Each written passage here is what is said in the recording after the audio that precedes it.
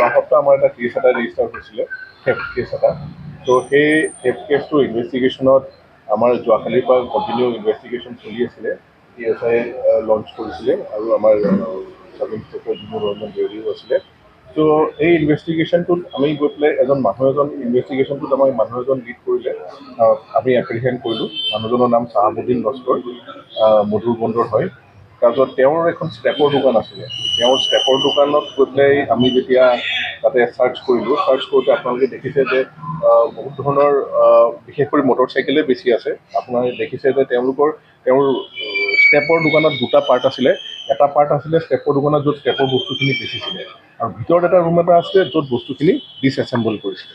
কাৰণ এইটো বস্তু আপোনালোকেও জানে যে এখন বাইক যদি আনিছে কোনোবাই, বাইকখন ডাইৰেক্টলি চুৰ কৰিলে ধৰা পৰি যাব পাৰে। আৰু কাটিং মেচিন আপুনি দেখিছে 3টা নে 4টা কাটিং মেচিন আছে। সেইখিনিতে তেওঁলোকে কাট কৰিছিলে, কাট কৰি পেলাই তেওঁলোকে লাহে লাহে স্ক্ৰেপ হিচাপে তেওঁলোকে বেচিছিলে। তেওঁৰ পৰা আমি আৰু এজন লিংক পালোঁ। চাহাবুদ্দিনৰ পৰা আমি যেতিয়া তেওঁক জেৰা কৰা হ'ল, তেতিয়া সোধা হ'ল যে আপোনাৰ বস্তুখিনি কোনে ছাপ্লাই কৰে, কাৰণ এই বস্তুটো চাব গ'লে এটা অৰ্গেনাইজ ক্ৰাইমৰ নিচিনাই লাগিছে। চ' তেওঁৰ পৰা আমি গম পালোঁ যে তেওঁক ৰহিমুদ্দিন চৌধুৰী বুলি এজনে ছাপ্লাই কৰে। চ' আমি ৰহিমুদ্দিন চৌধুৰী যোনটো তেওঁ এটা ভাড়াঘৰত থাকে, ভাড়াঘৰটো আমি অভিযান চলালোঁ। তাতে অভিযান চলাওঁতে ফাৰ্ডাৰ আৰু কিছুমান বস্তু পালোঁ।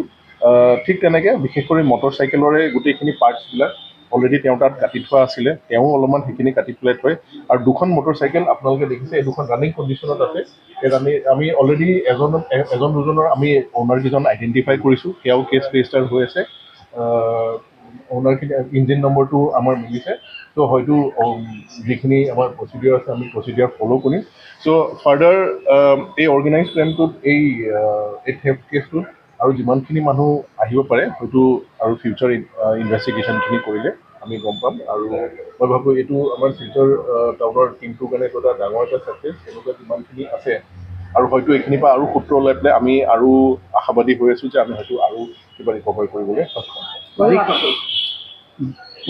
কিমান মানুহ আটক কৰিছে? এতিয়ালৈকে আমি দুজন মানুহে আটক কৰিছোঁ।